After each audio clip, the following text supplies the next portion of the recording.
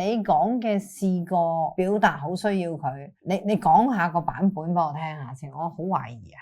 我好耐之前嘅啦，其實根本你都唔記得。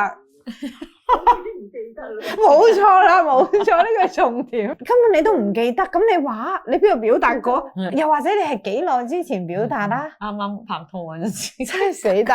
你主打要點咧？睇到佢做嘅嘢，感恩佢屋企嘅付出，調高呢一樣嘢嘅百分比。另外就係多啲散發一個信息俾佢，屋企好需要你，你喺我生命好重要。仲有約佢出街拍拖。唔係叫佢放假翻屋企整嘢，你約佢去睇戲、行街，但係要拖佢嘅。你哋唔係朋友，你哋係夫妻。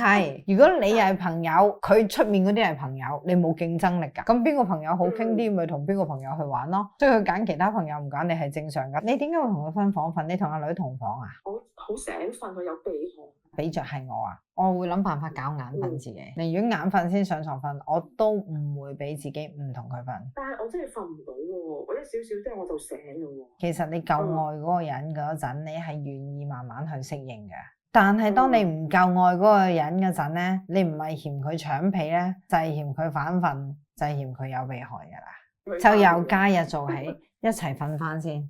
人生每樣嘢都係取捨嚟嘅，忍受鼻鼾定忍受失去老公先。如果你既然取捨係要挽救翻段婚姻先，一定要一齊瞓，一定要有親熱嘅行為或者性關係嘅。你一定要同一張床瞓，你起碼先有機會好親近咁傾下偈，攬下對方，可能講一啲好想講嘅嘢咁。咁嗰啲都係建立關係嚟噶嘛。人係好需要擁抱噶，呢啲實驗做過好多噶啦。因為擁抱唔一定係有 sex 嘅，人可能被輕撫啊，被安慰啊，傾偈啊，交談啊，其實都會令我哋產生愛意噶嘛，或者安撫啊、安慰嘅作用噶嘛。完全冇晒喎，依家係，所以嗰段關係點會好？點會唔爭輸俾啲朋友？